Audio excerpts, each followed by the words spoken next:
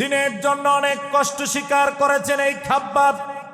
একদিন বিশ্ব নবীর কাছে এসে দেখেন আল্লাহর নবীজি চাটাইয়ের উপরে শুয়ে আছেন।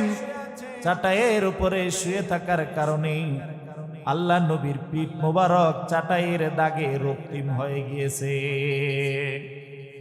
খাব্বাব ইবনে আরুত্তু বলেন, ইয়া রাসূলুল্লাহ ওয়া ইয়া হাবিবাল্লাহ, ওগো আল্লাহর নবীজি, আল্লাহ রাব্বুল আলামিন আপনাকে সবচেয়ে শ্রেষ্ঠ মানুষ বানিয়েছেন। আপনাকে সৃষ্টি না করলে আল্লাহ আসমান জমিন কিছুই সৃষ্টি করতেন না। ও নবীজি, তাহলে আপনি কেন এত কষ্ট করবেন?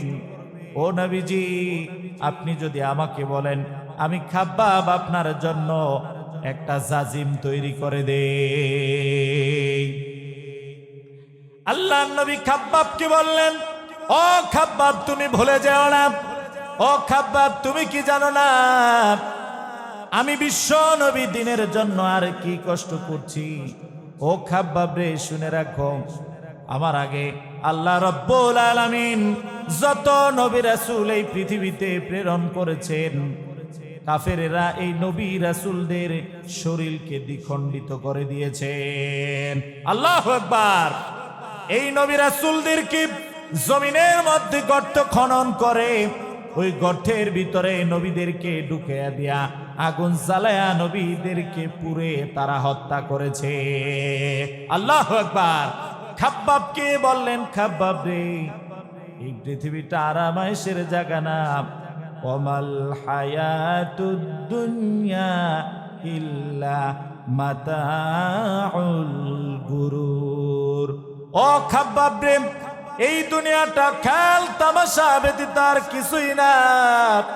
ও খাব্বাব, এই দুনিয়াটা মুমিনের আসল জায়গা না, মুমিনের আসল জায়গা হলো জান্নাত। সুবহানাল্লাহ। আউযু বিল্লাহি মিনাশ শাইতানির রাজীম। বিসমিল্লাহির রাহমানির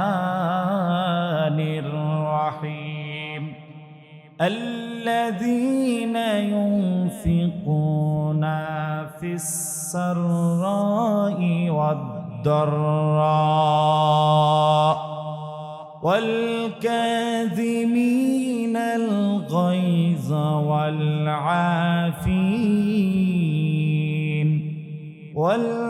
والعافين عن الناس والله يحب المحسنين। সাদাকাল্লাহুল আযীম। প্রিয় উপস্থিতি, আসুন আমরা জেনে নেই রব্বে কারীম আলোচ্য আয়াতে কারিমার ভিতরে উম্মতে মুহাম্মাদীকে কি মেসেজ দিচ্ছেন। প্রত্যেকটা আয়াতে কারিমা উম্মতে মুহাম্মাদীর জন্য এক একটি নির্দেশনা। সুবহানাল্লাহ। এক একটি গাইডলাইন। প্রত্যেকটি আয়াতের মধ্যে মানব জীবনের জন্য এক একটি নির্দেশনা আছে, এক একটি গাইডলাইন আছে, এক একটি পথ প্রদর্শন আছে। সুবহানাল্লাহ। আসুন জেনে নেই রব্বে কারীম আলোচ্য আয়াতে কারিমার ভিতরে উম্মতে মুহাম্মাদীকে কি মেসেজ দিচ্ছেন, কি পথ নির্দেশনা দিচ্ছেন। আল্লাহ তাআলা বলেন, আল্লাযীনা যাহারা ইউনফিকুনা ব্যয় করে, খরচ করে, ফিস সাররাই কষ্টের সময়, দুর্ভিক্ষের সময়, ওয়াদ-দাররাই ফিস সাররাই সুখের সময়, যারা সুখের সময়ে দান করে, সুসময়ে দান করে, ওয়াদ-দাররাই এবং বিপদের সময়, কষ্টের সময় দান করে, সুখেও দান করে, দুঃখেও দান করে, ওয়াল কাযিমিনাল গায়জ এবং যারা রাগকে কন্ট্রোল করে, রাগ আছে না নাই, এবং যারা রাগকে কন্ট্রোল করে, রাগকে দমিয়ে রাখে, ওয়াল আফিনা আনিন নাস মানুষকে ক্ষমা করে, মানুষকে কি করে? ক্ষমা করে। তিনটা বিষয়। কয়টা বিষয়? তিনটা। আমল হচ্ছে তিনটা। কয়টা? তিনটা নির্দেশনা। এক নম্বর, যারা সুখেও দান করে, দুঃখেও দান করে। যারা রাগকে নিয়ন্ত্রণ করে, রাগকে কি করে? নিয়ন্ত্রণ করে।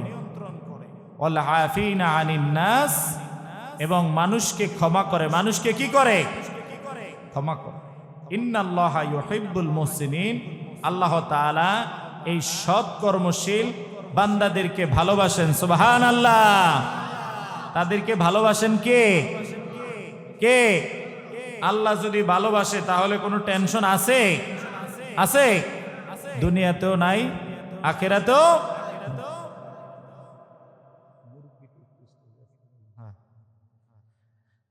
তাদের দুনিয়াতেও কোনো কি নাই? টেনশন নাই। আখিরাতেও তাদের কোনো টেনশন নাই। আমল কয়টা? তিনটা। আমল কয়টা? তিনটা। এক নম্বরে হচ্ছে সুখেও দান করতে হবে, দুঃখেও দান করতে হবে।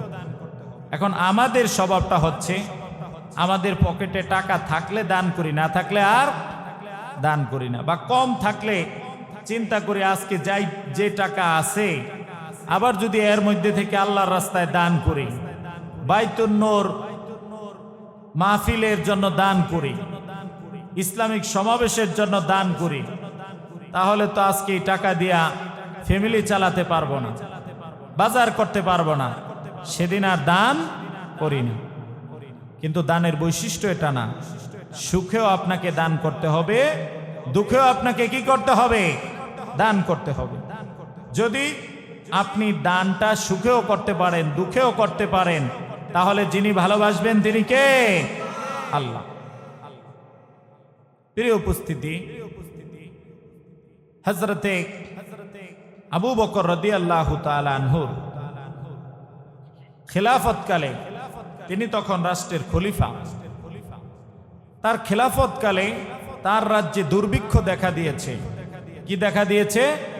দুর্ভিক্ষ দেখা দিয়েছে। খাবারের প্রচন্ড অভাব চলতেছে, খাদ্যের সংকট দেখা দিয়েছে। তার রাজ্যের মানুষগুলা খাবারের অভাবে ক্ষুধার্ত রয়েছেন। এমন দুর্ভিক্ষ শুরু হয়েছে, খাবারের ব্যাপকভাবে সংকট দেখা দিয়েছে। ওই সময় খলিফাতুল মুসলিমিনের তৃতীয় খলিফা হযরতে ওসমান রাদিয়াল্লাহু তাআলা আনহুর 1000 মণ গমের একটি চালান বিদেশ থেকে মদিনাতুল মুনাওয়ারায় এসেছে। সুবহানাল্লাহ।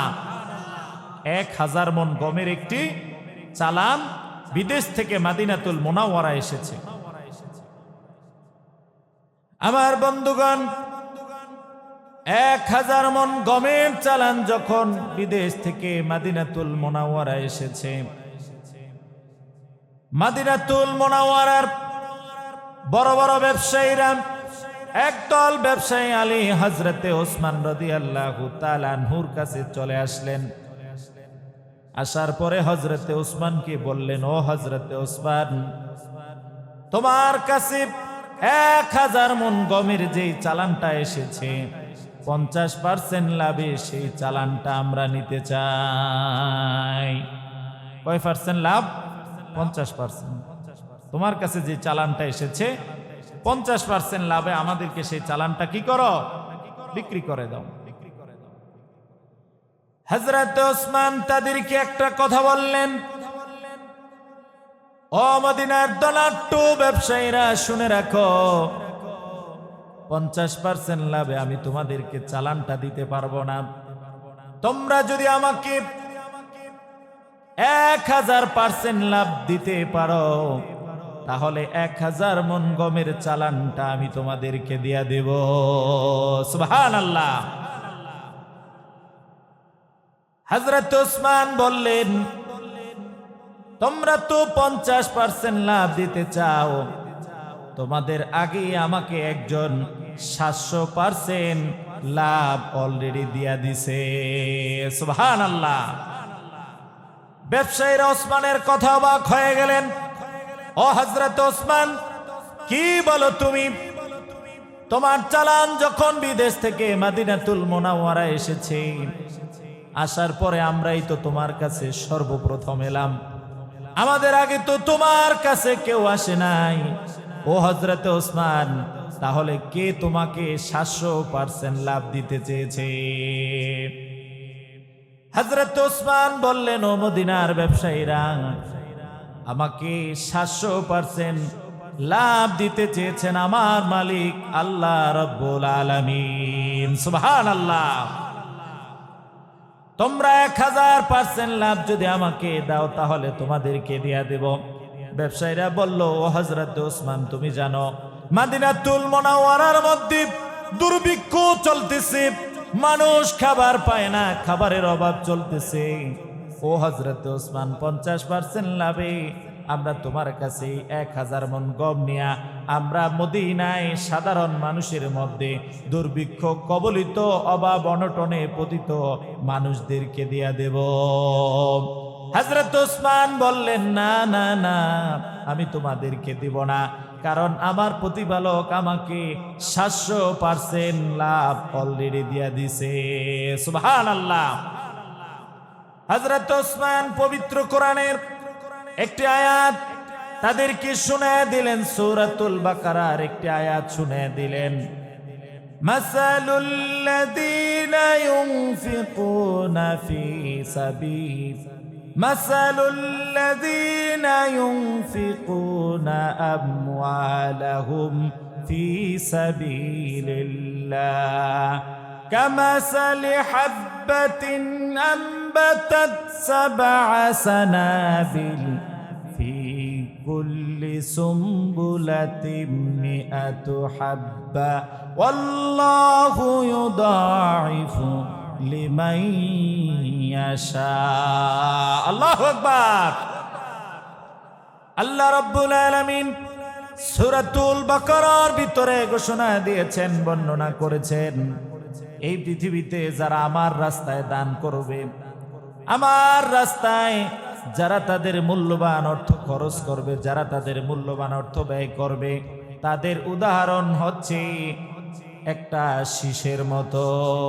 কিসের মতো? শীষের মতো। তাদের উদাহরণ হচ্ছে একটা শীষের মতো, একটা দানার মতো। তাদের উদাহরণ হচ্ছে একটা দানার মতো, দানের একটা দানার মতো। ধানের একটা দানা থেকে শীষ জন্মায়, এক একটা শীষে এই শীষ থেকে আবার 7টা শীষ জন্মায়, এবং এই 7টা শীষে এক একটা শীষে 100টা করে ধান থাকে। তাহলে 7টা শীষে ধান থাকে কয়টা? 700টা।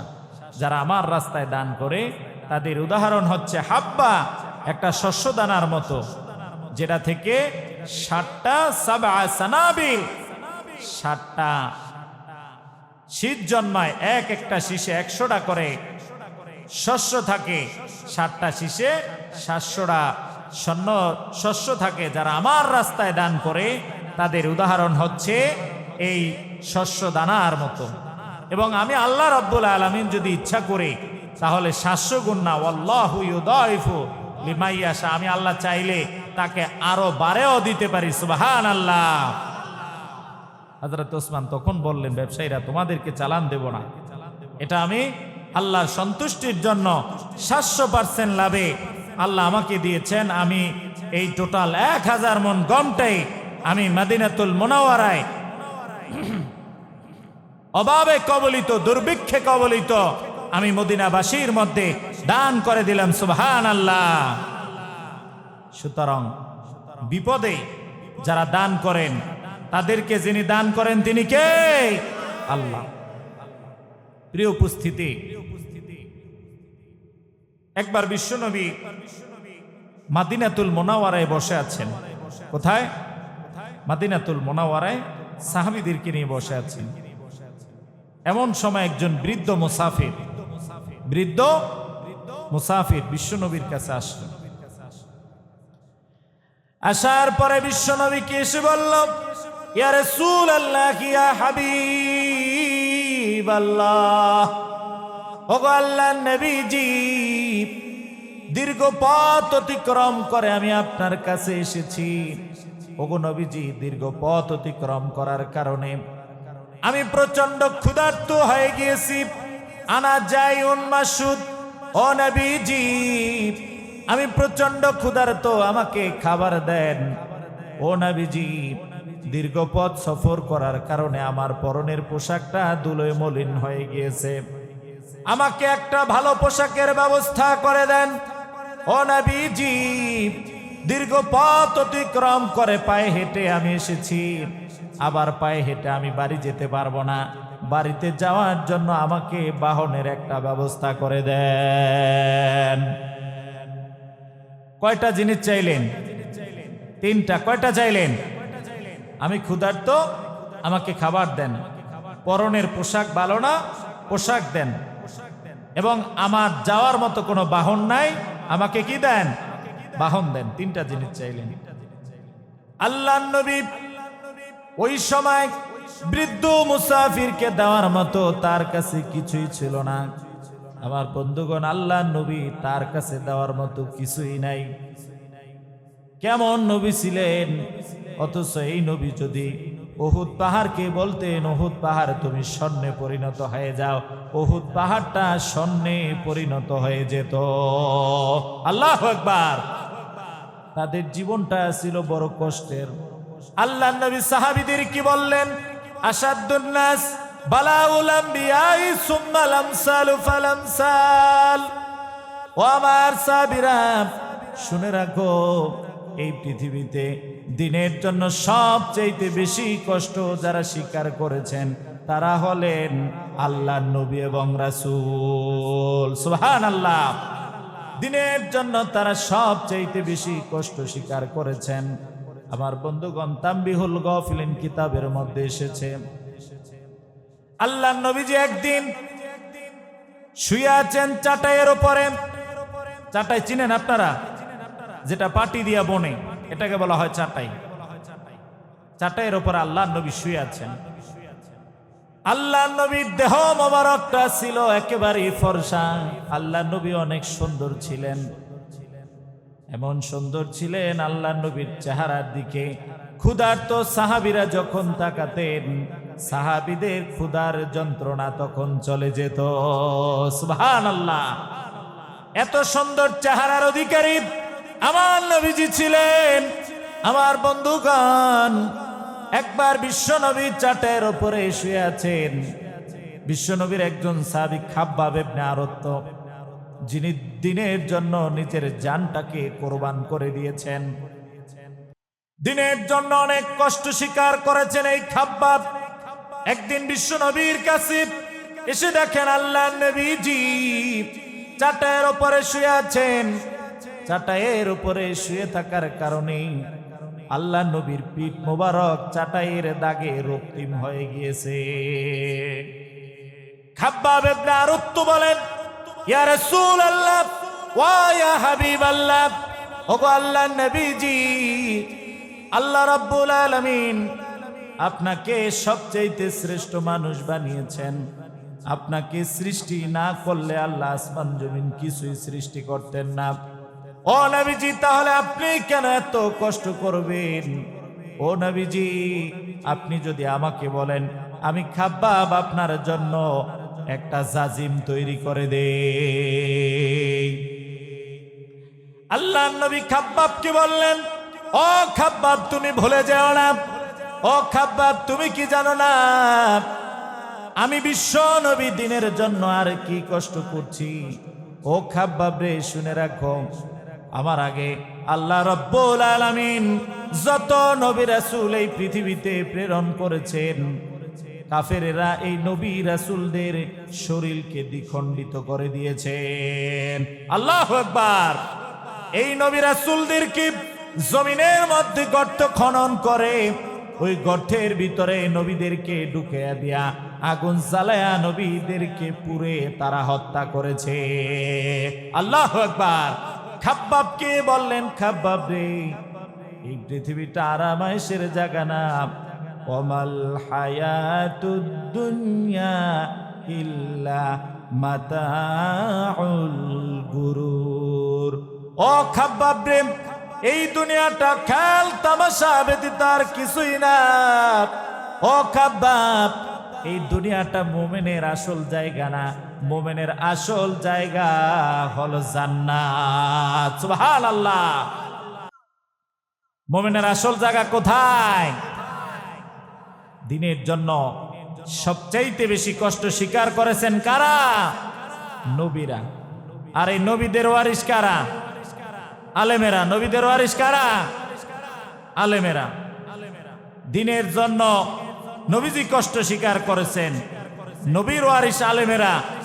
দিনের জন্য কি আলেমেরা কষ্ট স্বীকার করে? আলেমের উপরে কষ্ট আসে না নাই?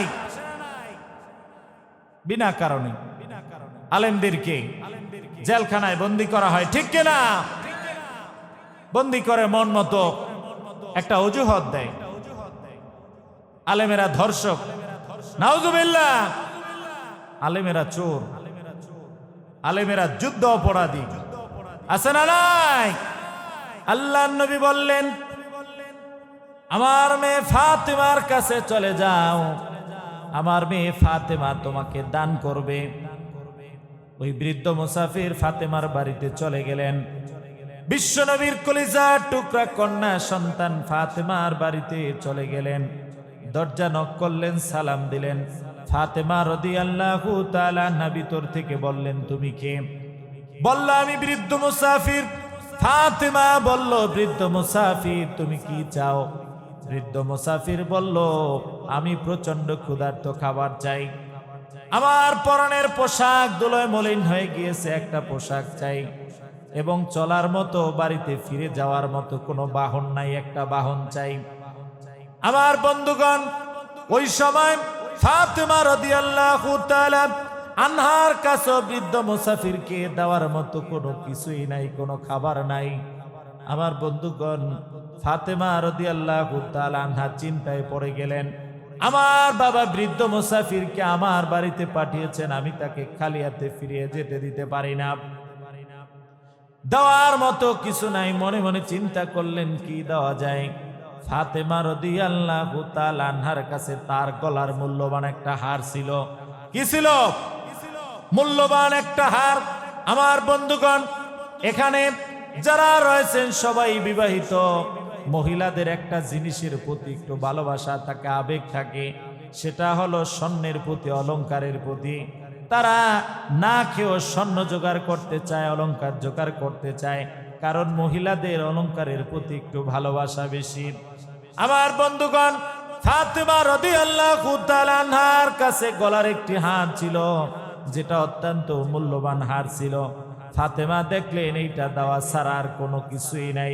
ফাতেমা রাদিয়াল্লাহু তাআলা আনহা সঙ্গে সঙ্গে গলার মূল্যবান হারটা বৃদ্ধ মুসাফিরকে দান করে দিলেন। সুবহানাল্লাহ। আপনার আমার বাড়িতে গেলে দিতাম? জীবনও দিতেন। মহিলারা তো আরো আগে দিত না, পিঠে ঘর থেকে বের করে দিত। ওই বৃদ্ধ মুসাফিরের তো আর কোনো হুঁশ নাই, আছে? তিনি যা চেয়েছেন তার চাইতে বেশি পেয়েছেন, তার হুঁশ নাই। চলে গেল বিশ্বনবীর কাছে, ইয়া রাসূলুল্লাহ, আপনার মেয়ে ফাতেমা তার মূল্যবান গলার হারটা আমাকে দান করে দিয়েছেন। সুবহানাল্লাহ। বিশ্বনবীর কাছে সাহাবীরা বসেছিলেন। সাহাবীরা আবেগে আপ্লুত হয়ে গেলেন। আহারে, ফাতেমার মতো একজন মহিলা যাদের অলংকারের প্রতি ভালোবাসা বেশি, এমন একটা মূল্যবান গলার হার বৃদ্ধ মুসাফিরকে দান করে দিলেন, একটু মায়াও লাগে নাই। ইসলামকে কতটা ভালোবাসেন, আল্লাহর রাস্তায় দান করাকে কতটা ভালোবাসেন। সাহাবীরা আবেগে আপ্লুত হয়ে গেলেন। তাদের ওই হারের প্রতি মায়া তৈরি হয়ে গেল। সাহাবীদের মধ্যে থেকে একজন সাহাবী ছিলেন হযরতে আম্মার ইবনে ইয়াসার। আম্মার ইবনে ইয়াসারের ওই হারের প্রতি মায়া লেগে গেল, ভালোবাসা লেগে গেল। আহারে, কি এমন মূল্যবান হার বৃদ্ধ মুসাফিরকে দান করে দিয়েছেন। আম্মার ইবনে ইয়াসার তখন বৃদ্ধ মুসাফিরকে বললেন, ও বৃদ্ধ মুসাফির, কি পেলে তুমি এই মূল্যবান হারটা আমার কাছে বিক্রি করে দেবে? বৃদ্ধ মুসাফির বললেন, ও বিশ্বনবীর সাহাবী, অন্ধে চায় দুই চোখ, মাছে চায় পানি, পানিও চায় মাছ। আমি ক্ষুধার্ত, আমার খাবার চাই। আমার পরনের পোশাক ভালো না, পোশাক চাই। আমি বাড়িতে যাওয়ার মতো বাহন নাই, বাহন চাই। এই তিনটা হলে আমার হবে, আমার আর কিচ্ছুর দরকার নাই। আম্মার ইবনে ইয়াসার বললেন, ও বৃদ্ধ মুসাফির, আমি তো তোমাকে এই তিনটা জিনিস দেব, বাড়তি তোমাকে 8টা স্বর্ণ মুদ্রা এবং 200 রৌপ্য আমি তোমাকে দান করে দেব। সুবহানাল্লাহ। বৃদ্ধ মুসাফির হাতটা তাকে দিয়ে দিলেন। আম্মার ইবনে ইয়াসার তাকে পেট ভরে খাবার খাওয়ালেন, উন্নত মানের পোশাক, ইয়ামানি পোশাক তাকে তৈরি করে দিলেন, সর্বোৎকৃষ্ট একটি উট বাহনের জন্য তাকে ক্রয় করে দিলেন। সুবহানাল্লাহ। সাথে 8টি স্বর্ণ মুদ্রা, 200টি রৌপ্য দান করে দিলেন। বৃদ্ধ মুসাফির খুশিতে বাক বাক ঘোড়ায় চড়ে, উঠে চড়ে তিনি বাড়ির উদ্দেশ্যে রওনা করলেন। আম্মার ইবনে ইয়াসার ফাতেমা রাদিয়াল্লাহু তাআলা আনহার গলার হারটা বাড়িতে নিয়ে গেলেন। নিয়ে যাওয়ার পরে মূল্যবান একটা রুমালের মধ্যে গলার হারটা রাখলেন, আর গলার হারের মধ্যে সুগন্ধি মাখলেন। মাখার পরে আম্মার ইবনে ইয়াসারের গোলাম ছিল, একটা গোলাম কি বললেন, ও আমার গোলাম রে, এই রুমালের ভিতরে মূল্যবান একটা জিনিস আছে, এই জিনিসটা নিয়ে তুমি বিশ্ব নবীর কাছে চলে যাও, বিশ্ব নবীকে এই জিনিসটা তুমি উপহার দিবে। আর তুমি এতদিন আমার গোলাম ছিলা, আমি আম্মার ইবনে ইয়াসার আজ থেকে তোমাকে বিশ্ব নবীর গোলাম বানিয়ে দিলাম। আল্লাহু আকবার। ওই গোলাম, রুমালের ভিতরে হার আছে, গোলাম জানে না, কারণ হারটা রুমালের ভিতরে পেঁচিয়ে দেওয়া হয়েছে। গোলাম মনে করেছে কি যেন হতে পারে, কিছু একটা হতে পারে। মূল্যবান হারটা নিয়ে বিশ্বনবীর কাছে চলে গেলেন। বিশ্বনবীর কাছে গিয়া বিশ্বনবীকে বললেন, ইয়া রাসূলুল্লাহ, ইয়া হাবিবাল্লাহ, এই রুমালের ভিতরে আম্মার ইবনে ইয়াসার আপনাকে কি যেন উপহার দিয়েছে, আর আমাকে বলেছে আমি যেন আজ থেকে আপনার গোলাম হয়ে যাই। আর বিশ্বনবী তখন আম্মার ইবনে ইয়াসারের জন্য দোয়া করলেন, আল্লাহ আম্মার ইবনে ইয়াসারকে আপনি নেক হায়াত দান করেন, দুনিয়া এবং আখিরাতে আম্মার ইবনে ইয়াসারকে আপনি সফলতা দান করে দেন। সুবহানাল্লাহ। আল্লাহর নবী আম্মার ইবনে ইয়াসারের জন্য দোয়া করলেন। আমার বন্ধুগণ গভীর মনোযোগ, আম্মার ইবনে ইয়াসারের জন্য দোয়া করলেন।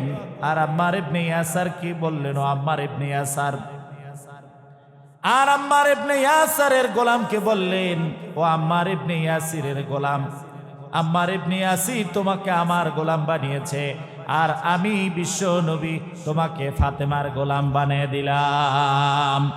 আজ থেকে তুমি ফাতেমার গোলাম। আর আম্মার ইবনে ইয়াসির আমাকে যেই উপহারটা দিয়েছে, এই রুমালের ভিতরে যে উপহারটা দিয়েছে, আমি উপহারটা আমার মেয়ে ফাতেমাকে দান করে দিলাম। সুবহানাল্লাহ। আপনারা কিছু বুঝেছেন? কার রুমাল কোথায় যায়? আম্মার ইবনে ইয়াসার ওই রুমালটা ফাতেমা রাদিয়াল্লাহু তাআলা আনহার কাছে নিয়ে গেলেন। নিয়ে যাওয়ার পরে ফাতেমাকে বললেন, ও ফাতেমা, আম্মার ইবনে ইয়াসার এই উপহারটা বিশ্ব নবীকে দিয়েছেন, আর বিশ্ব নবী এটা আপনাকে দিয়েছেন। ফাতেমা ও আম্মার ইবনে ইয়াসারের জন্য দোয়া করলেন, আর বলেছেন, এতদিন আমি আম্মার ইবনে ইয়াসারের গোলাম ছিলাম, সে আমাকে বিশ্ব নবীর গোলাম বানিয়েছে, বিশ্ব নবী আজ আপনাকে আমার গোলাম বানিয়েছে। ফাতেমা রাদিয়াল্লাহু তাআলা আনহা বললেন, ও আম্মার ইবনে ইয়াসারের গোলাম, এতদিন তুমি গোলাম ছিলে, পৃথিবীটা কত স্বাধীন তুমি দেখতে পারো নাই, কারণ তুমি একজনের কামলা ছিলা, বদলা ছিলা। তুমি এতদিন স্বাধীনভাবে পৃথিবীতে চলাফেরা করতে পারো নাই, কারণ তোমার রশি ছিল তোমার মালিকের হাতে। তোমার মালিক তোমাকে যেদিকে ইচ্ছা সেদিকে যেতে দেয় নাই। ও আম্মার ইবনে ইয়াসারের গোলাম, আজ থেকে আমি ফাতেমা তোমাকে স্বাধীন করে দিলাম, আমার কোনো গোলামের দরকার নাই। আজ থেকে তুমি স্বাধীনভাবে চলাফেরা করবে। সুবহানাল্লাহ। আম্মার ইবনে ইয়াসারের গোলাম অবাক হয়ে গেলেন, আহারে কি এমন মূল্যবান হার, যেই হারের মাধ্যমে আল্লাহ রাব্বুল আলামিন একজন বৃদ্ধ মানুষকে তার মনের যে চাওয়া ছিল চাওয়াগুলো পূরণ করেছেন। আবার যার হার তার হার আল্লাহ তাআলা তার কাছে ফিরিয়ে দিয়েছেন। আবার আমি গোলাম ছিলাম, আল্লাহ এই হারের কারণে আমাকে আল্লাহ স্বাধীন করে দিয়েছেন। সুবহানাল্লাহ। কি বুঝলেন? তাহলে আল্লাহর রাস্তায় যারা সুখে দুঃখে বিপদে আপদে অভাব অনটনে দান করে, যিনি তাদেরকে দেন তিনি কে? আল্লাহ। যিনি দেন তিনি কে? আল্লাহ। কিন্তু আমরা তো মনে করি দিলেই তো কমে যাবে, কিন্তু আপনি দিলে কমে যাবে ঠিক আছে, কিন্তু আবার আল্লাহ তাআলা এমন জায়গা থেকে আপনাকে রিজিক দিবেন যা আপনি জীবনে কল্পনাও করতে পারবেন না, ঠিক কিনা? আপনি কল্পনা করতে পারবেন না যে এমন জায়গা থেকে আল্লাহ তাআলা ওমা ইয়ারযুকু মাইয়াশা, এমন জায়গা থেকে আল্লাহ আপনাকে রিজিক দিবেন যেটা আপনি আসলে কল্পনাও করেন নাই যে এখান থেকে আপনার রিজিক আসবে। যিনি দিয়েছেন তিনি কে? যিনি অতীতে দিয়েছেন তিনি এখনো দিতে পারবেন? পারবেন কিনা? তার কাছে কি অভাব আছে? আমরা অভাবী, কিন্তু আল্লাহ কি অভাবী? আমরা দিলে কমে, আল্লাহ কি দিলে কমে? কারণ ধন ভান্ডার তার হাতে। সুতরাং আমরাও বিপদ আপদে দান করবো। আল্লাহ তাআলা আমাদের তৌফিক দান করুক, সকলে বলে আমিন। প্রিয় উপস্থিতি, হযরতে আনাস ইবনে মালিক রাদিয়াল্লাহু তাআলা আনহু থেকে বর্ণিত তাফসিরে জালালাইনে, তাফসিরে ইবনে কাসিরের ভিতরে এই হাদিসটি এসেছে। হযরতে আনাস রাদিয়াল্লাহু তাআলা আনহু থেকে বর্ণিত, তিনি বলেন, মদিনায় আনসারদের মধ্যে সবচেয়ে যিনি ধনী ছিলেন, মদিনায় আনসারদের মধ্যে সবচেয়ে যিনি ধনী ছিলেন তার নাম ছিল আবু তালহা। তার নাম কি? আবু তালহা। তিনি মদিনা আনসারদের মধ্যে অনেক ধনাঢ্য সাহাবী ছিলেন। মসজিদে নববীর সংলগ্ন বিপরীত দিকে তার একটা বাগান ছিল এবং এই বাগানের মধ্যে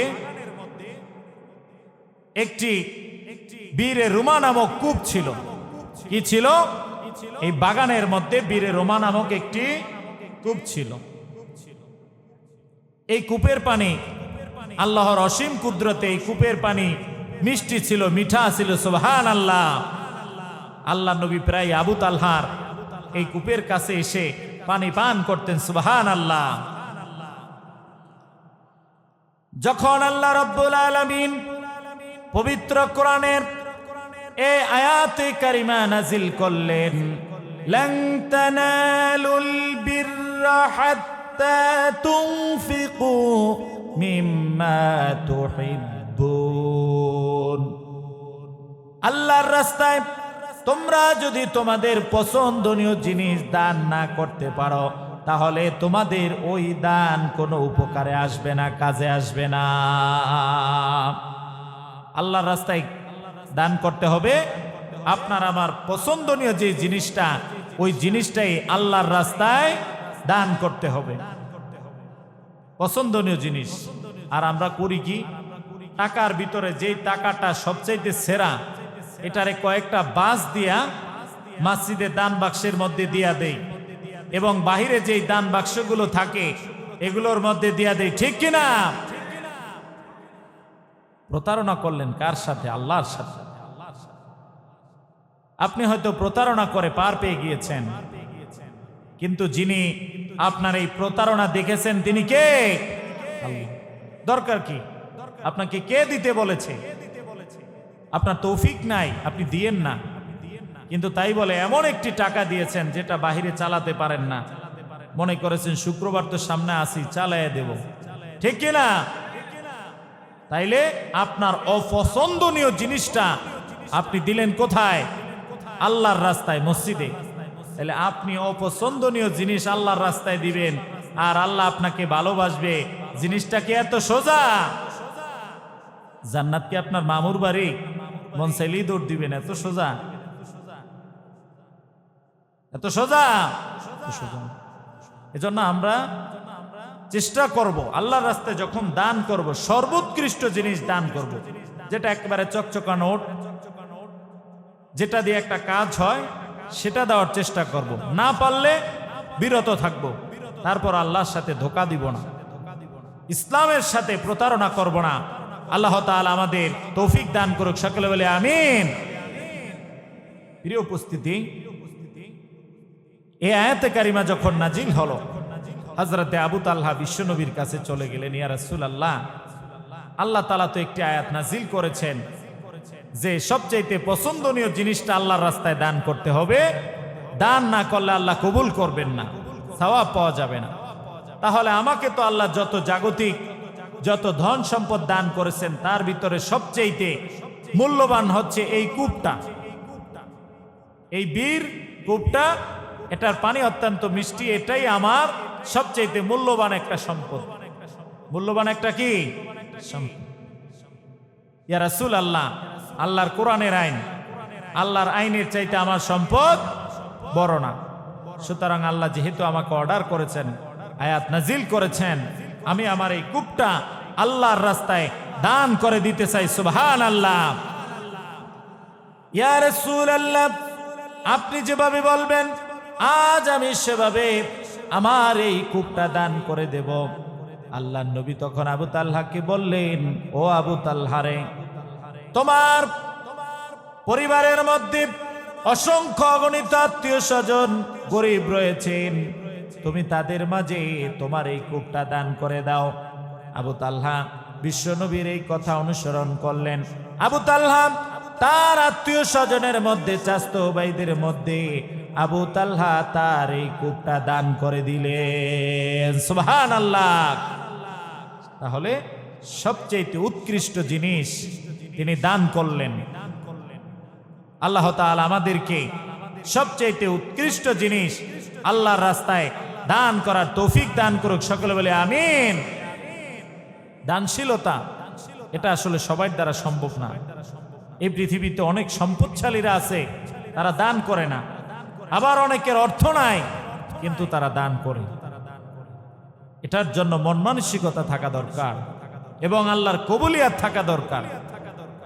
বিশ্বনবীর সহধর্মিনী হযরতে আয়েশা রাদিয়াল্লাহু তাআলা আনহা বলেন, একবার এক স্ত্রী আল্লাহ রাসূলকে জিজ্ঞেস করেছে, ইয়া রাসূলুল্লাহ, আপনি যখন মারা যাবেন সর্বপ্রথম আপনার কোন স্ত্রী আপনার সাথে মিলিত হবে? অর্থাৎ সর্বপ্রথম কোন স্ত্রী দুনিয়ার জমিন থেকে মারা যাবে এবং আপনার সাথে দেখা হবে? আল্লাহ নবী বললেন, আমার স্ত্রীদের মধ্যে যার হাত সবচাইতে লম্বা সে সর্বপ্রথম আমার সাথে কবরে দেখা করবে। এখন আল্লাহ রাসূলের একজন স্ত্রী একটা বাঁশের কাঠি নিলেন। বাঁশের কি নিলেন? একটা কাঠি নিলেন, লাঠি নিলেন, নিয়ে সব স্ত্রীর হাত মাপা শুরু করছে। সব স্ত্রীর কি করছে? হাত মাপা শুরু করছে। মাপতে মাপতে দেখে বিশ্বনবীর একজন স্ত্রী ছিলেন হযরতে সাউদা রাদিয়াল্লাহু তাআলা আনহা। সাউদা রাদিয়াল্লাহু তাআলা আনহার হাত সবচাইতে কি লম্বা। তারা মনে করছে যে সাউদা বড় সৌভাগ্যবান, বিশ্বনবীর সাথে সাউদার সর্বপ্রথম সাক্ষাৎ হবে। কিছুদিন পরে দেখা গেল হযরতে জয়নাব রাদিয়াল্লাহু তাআলা আনহা সর্বপ্রথম মারা গেলেন। এখন চিন্তা আছে না নাই? টেনশনে পড়ে গেলেন, কি ব্যাপার? আমরা ভাবছি সাউদার হাত লম্বা, সাউদা আগে মারা যাবে এবং বিশ্বনবীর সাথে সাক্ষাৎ করবে। এখন দেখছি জয়নব রাদিয়াল্লাহু তাআলা আনহা আগে মারা গেছে। তখন তারা চিন্তা করলেন, হাত লম্বা মানে আসল হাত লম্বা না, হাত লম্বা মানে হচ্ছে দানশীলতা। সুবহানাল্লাহ। বিশ্বনবীর স্ত্রীদের মধ্যে হযরতে জয়নাব রাদিয়াল্লাহু তাআলা আনহা ছিলেন সবচেয়ে বেশি দানশীলা রমণী। এই জন্য আল্লাহ রাসূল বলেছেন, আমার স্ত্রীদের মধ্যে যার হাত সবচেয়ে লম্বা, অর্থাৎ যার দানের হাত সবচেয়ে লম্বা। কিসের হাত? দানের হাত সবচেয়ে লম্বা, সে আমার সাথে সর্বপ্রথম কবরে দেখা করবে। সুবহানাল্লাহ। এজন্য আমরা কি আমাদের দানের হাত লম্বা করতে চাই? আল্লাহ তাআলা আমাদের ইসলামের জন্য আল্লাহর রাস্তায় দানের হাতকে লম্বা করে দেব, সকলে বলে আমিন। তাহলে তিনটা আমলের ভিতরে কয়টা আমলের কথা বললাম? একটা। যারা সুখে দুঃখে আল্লাহর রাস্তায় দান করেন। 2 নম্বর হচ্ছে ওয়াল কাযিমিনাল গায়জ, যারা রাগকে কন্ট্রোল করে, নিয়ন্ত্রণ করে, তাদেরকে যিনি ভালোবাসেন তিনি কে? আল্লাহ। রাগ আমাদের আছে না নাই? কম না বেশি?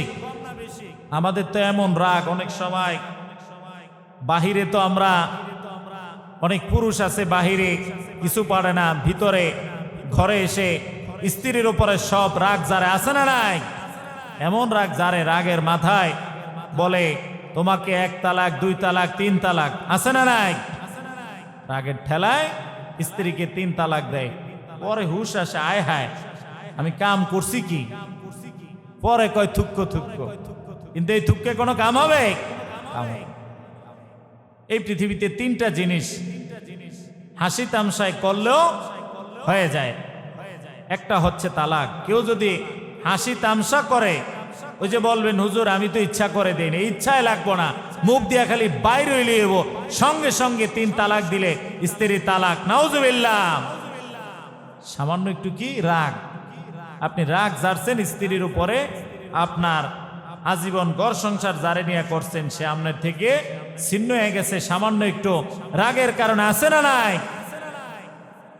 ভাইয়ে ভাইয়ে জমিন নিয়ে দ্বন্দ্ব, এমন রাগ আইছে এশক আর থামাইতে পারে নাই, এশকের চোটে বাইরে দিছে লাড়ি দিয়া মাথাত বাড়ি, ভাই দুনিয়ার জমিন থেকে শেষ, আছে না নাই? এরকম রাগ কি ভালো না। রাগকে কন্ট্রোল করতে হবে, দমন করতে হবে। দমন করলে যিনি ভালোবাসবেন তিনি কে? আল্লাহ। প্রিয় উপস্থিতি, রাগ কন্ট্রোল এটা অত্যন্ত পুরুষের জন্য কিন্তু কঠিন একটা বিষয়। এই পৃথিবীতে মহিলাদের রাগ একটু কম, তারা অনেক ধৈর্যশীল। কারণ আমাকে আল্লাহ তাআলা 2 জন বাচ্চা দান করেছেন, আমি দেখেছি।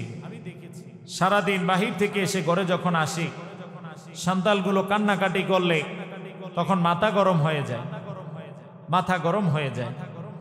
কিন্তু বাচ্চার মা যত বেশি বাচ্চারা ডিস্টার্ব করে, কিন্তু কোনো কি নাই, তাদের রাগ নাই, কোনো ক্লান্তি তাদের নেই। এটা মায়েদের স্বভাব।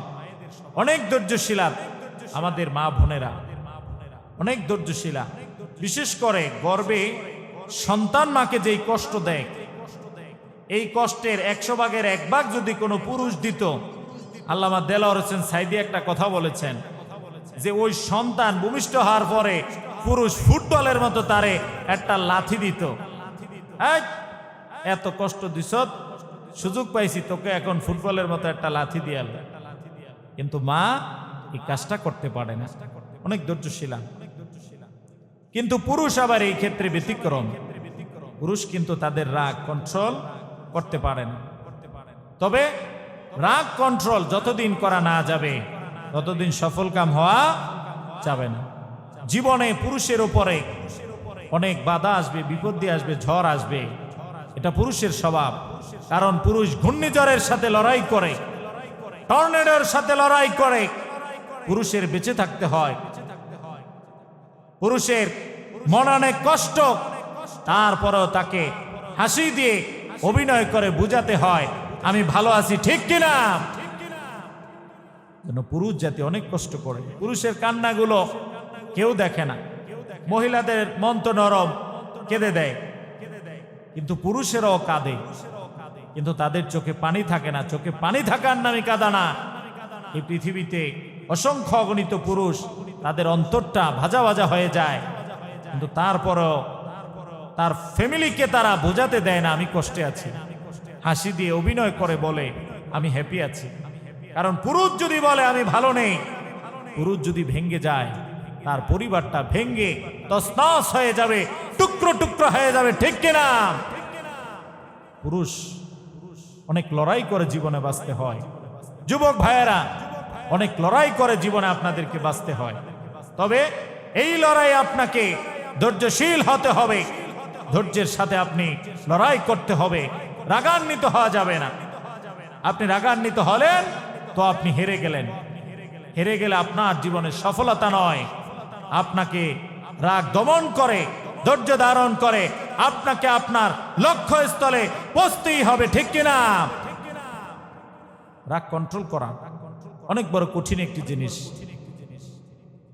হযরত আলী রাদিয়াল্লাহু তাআলা আনহুর সন্তান হযরত হুসাইন রাদিয়াল্লাহু তাআলা আনহু একবার তার একজন দাসী, তিনি উযু করছেন, তার দাসী পানির পাত্রে পানি ঢালছেন। তিনি উযু করছেন, দাসী পানির পাত্রে পানি ঢালছেন আর তিনি উযু করছেন। হঠাৎ করে দাসীর হাত থেকে পানির পাত্রটা হযরত হুসাইন রাদিয়াল্লাহু তাআলা আনহুর পায়ে পড়ে যায়। পানিও পড়ে, পাত্রটাও পড়ে। হুসাইন রাদিয়াল্লাহু তাআলা আনহু ব্যথা পেলেন, আঘাত পেলেন। এ অবস্থায় কি রাগ আসে না আসে না? আসে। তিনিও স্বাভাবিকভাবে পুরুষ হিসাবে, মানুষ হিসাবে একটু রাগান্বিত হলেন। তার দাসী ছিল অত্যন্ত বুদ্ধিমতী। আমি আপনাদের খেদমতে যে আয়াতে কারিমাটা সূরা ইমরানের তেলাওয়াত করেছি, দাসী অনেক চালাক। দাসী চিন্তা করলেন, যেই কাজ করছি আজকে আমার অবস্থা 12টা 13টাও বাজতে পারে। সঙ্গে সঙ্গে তিনি পবিত্র কোরআনের এই আয়াতে কারিমা তেলাওয়াত করলেন, ওয়াল কাযিমিনাল গায়জ। যারা রাগান্বিত হয়ে যায়, রাগান্বিত হওয়ার পরে তারা যদি রাগকে কন্ট্রোল করে, রাগকে দমন করে, তাহলে তাদেরকে যিনি ভালোবাসেন তিনি কে? হযরত হুসাইনকে আয়াতে কারিমা শুনিয়ে দিলেন। হযরত হুসাইন তো বলছে যে তুমি আমারে কোরআন দিয়া সাইজ করছো, সুতরাং আমি আর তোমার সাথে রাগ আইলেও কিছু কি করতে পারবো না। তিনি বললেন, আমার যে রাগ ছিল, আমার রাগ চলে গিয়েছে। তারপরে আরেকটু আগে তেলাওয়াত করলেন, ওয়াল আফিনা আনিন নাস, এবং যারা মানুষকে ক্ষমা করে দেয় তাদেরকে যিনি ভালোবাসেন তিনি কে? তখন বললেন, যাও, তোমার উপরে আমার রাগও নাই এবং তোমাকে আমি ক্ষমা করে দিলাম, মাফ করে দিলাম। সুবহানাল্লাহ। প্রিয় উপস্থিতি, সময় সংক্ষিপ্ত। রাগ যখন এসে যায় আপনি কি করবেন? আপনি কি করবেন? রাগ এসে গেলে আপনি কি করবেন? বিশ্বনবীর একজন সাহাবী হযরত আবু যর রাদিয়াল্লাহু তাআলা আনহু, একবার তিনি একটি কূপ থেকে পানি পান করছেন। কূপ থেকে পানি পান করছেন। এমন সময় একদল লোক হযরত আবু যর রাদিয়াল্লাহু তাআলা আনহুর কূপের কাছে চলে আসলেন।